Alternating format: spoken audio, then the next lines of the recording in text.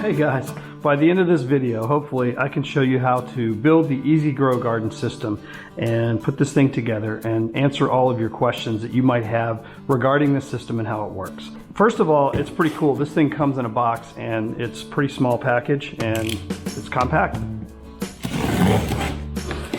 So let's get this open. And right away you can see right on top there's some instructions. There's also some parts and pieces. Start laying things out so you can see them. This is your grow core. This is actually coconut hair, compacted and dehydrated. Once you put this together, it will rehydrate and make what you need to make the dirt, inert matter that your stuff grows in. And let's get this out. This is the lid, and that's it. A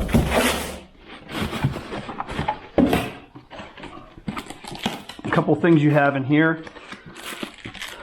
This is your pump system for the watering.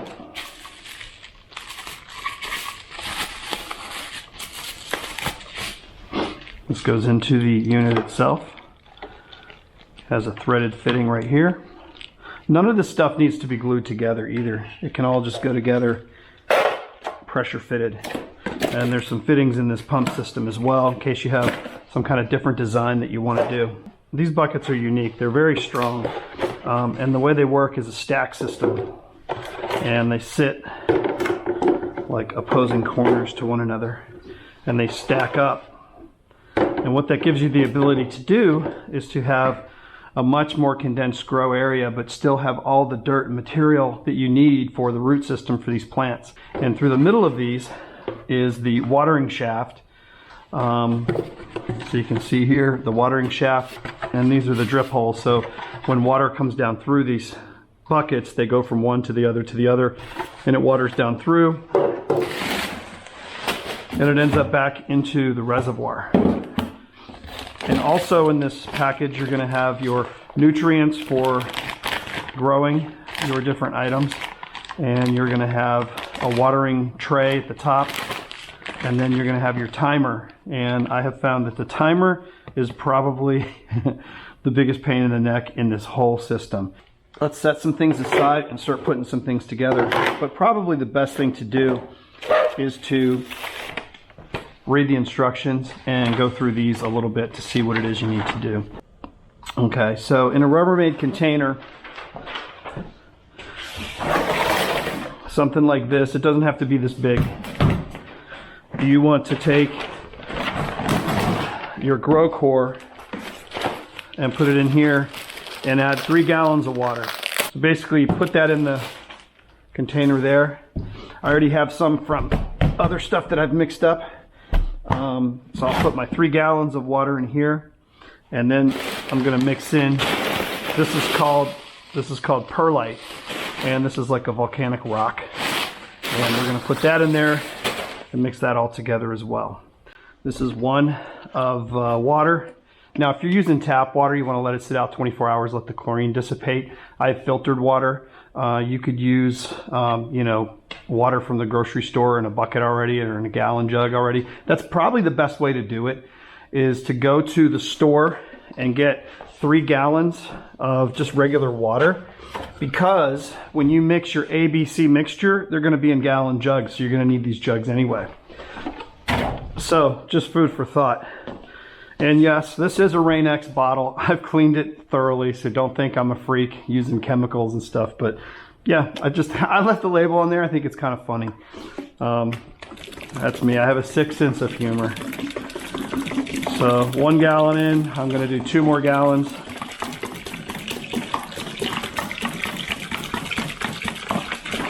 Okay, as you can see, this stuff starts to expand pretty quickly, and it looks kind of gross at first, but once you get all this material mixed together, it'll start to make more sense. We're going to take this bucket, set it aside, let it do its thing, and then we're going to continue with the construction of this unit. All right, second thing to do on this list. Let's go through it. Pretty easy. Fill the reservoir with 2 gallons of tap water. That would be this thing.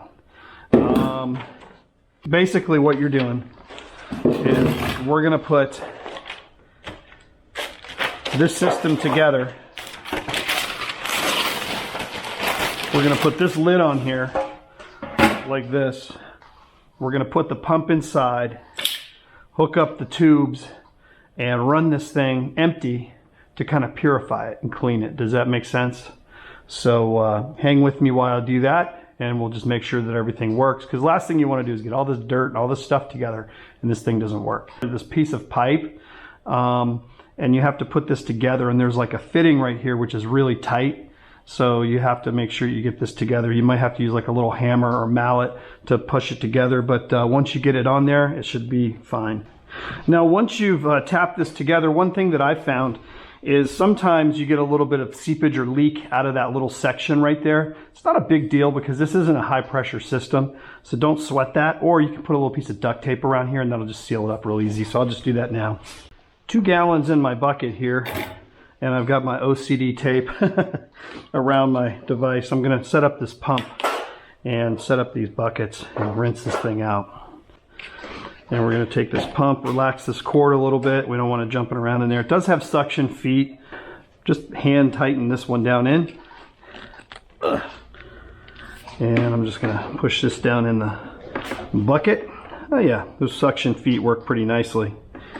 And then I'm going to take this lid, bring it over, and then I'm going to bring this cord through one of these holes. Try to find the center point of these buckets, and close enough. Let's just call that good enough. And then what you do is you take these buckets, the first one's going to go on, and it's going to sit right in the cutout of this lid. The next bucket goes on, it's going to sit catty corner. The next bucket is going to be, once again, catty corner. And you just repeat this process until all of these are stacked up on here like you want them. Open this bag and get your watering tray out. Now in this watering tray, you have a fitting that's on there, but you also have like a little spout that opens and closes. And that spout controls the amount of water flow. You want to make sure that's open. You don't want to run the pump into a dead end. So you just want to make sure it's open. And then you take this thing and you put it right on top here, like this. You give it all kind of a push. That kind of binds everything together. Now at this stage, with no dirt, no matter in there, it's going to be a little bit loose and a little bit floppy. But let's just show you how this thing works. It's pretty cool. And the way this thing works is pretty cool. You have a lid where you can control your flow, then you can open the flow wide open. You can also squeeze it down to have a little less water. Now I've noticed over time, sometimes you got to play with this drip tray and you can tweak the angle of where it sits and how it works. But as you can see, the water comes up, gets pumped up from the reservoir, back down in, and goes down through all of these containers. And we'll just run this for a little bit with this Clorox bleach solution, and we'll just let it do its thing.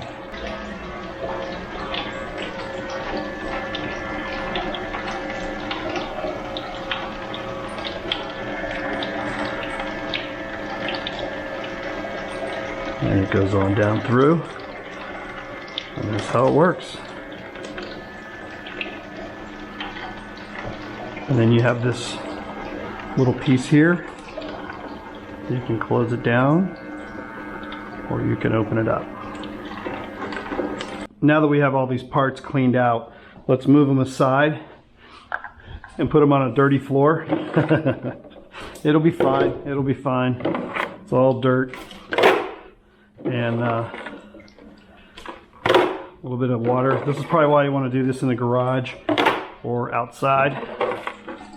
Pull all these pieces loose.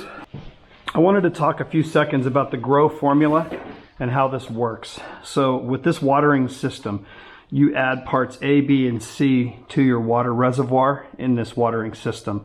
And you get shipped these containers with different types of solutions that you mix into corresponding buckets. So what I do right away, it doesn't matter what you call A, B, or C, but I mark the top A, B, C, and mark my jugs A, B, C. Now the way you mix this stuff is you just don't take a gallon jug and dump it in there and hope that it mixes. What you do is you fill a gallon jug up, you pour 1 glass of water off to the side, making some space in here, and then you put all the contents of this into this jug, put the lid on it, and shake it until everything is dissolved and there's nothing left on there. And then you take that glass with water and pour back in as much as you can, because you need to allow volume for this mixture to be in there. And that's the best way to get this stuff to dissolve.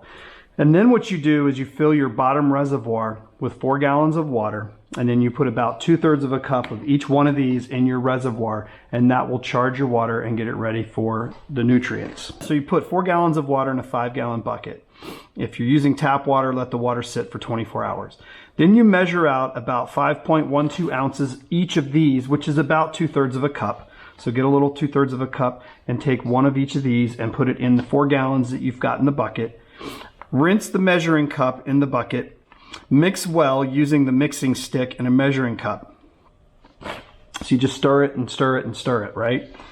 Repeat steps 2 and 3 for parts B and C. So basically you'll take part A, you'll put it in there, you'll stir it. You'll take B, you put it in there, you'll stir it. You see, and the key is stirring. You want to mix this stuff thoroughly.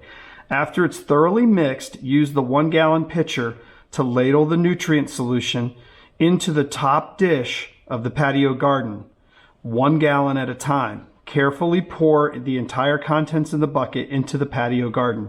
Plug the pump into the timer and the timer into the outlet. So now that my cocoa core is well saturated, you can see here, it easily breaks apart and you can get it to mix nicely. And it's nice and moist and damp, so it's not too soupy. And when you put the perlite in here, that's going to add the foamy air consistency and allow this dirt to breathe and move moisture. And you just basically get yourself a rubber glove and start mixing. I think I've got a good distribution and mix going here. So I think this is just about where it needs to be. But just start taking this soil and dropping it in. You don't want to pack it real hard and tight. Just kind of move it around to the corners and edges. You know, you got to make it all the way to the top with this. So, you know, and you want to leave, I leave the corners a little bit light because I know I'm going to be transplanting some material. And then there's a little line in here on each of these buckets at the height in which you fill. You can kind of see it as you go through. That little ugly thing over there. And you can see the line as you're going around. And like I say, I leave my corners a little shallow because I know I'm going to be transplanting some soil and stuff in there. So what I do is I clean that down and then I put the next one on. And the next one goes down. Clean out these little slots so it doesn't grind, has some to sit on. And let's do the next one. And that's all you do, guys. It's that easy. Oop, that's bad. But the good thing is water comes out of that. So in this one, you want to just slow it down a little and go in around this pipe so you're not shoving stuff in the pipe. All you gotta do is plug it in and you can get that water and that stuff out of that pipe, no problem. Give it a little push because it's going to stay there permanently now. And I'm going to run this thing for a while.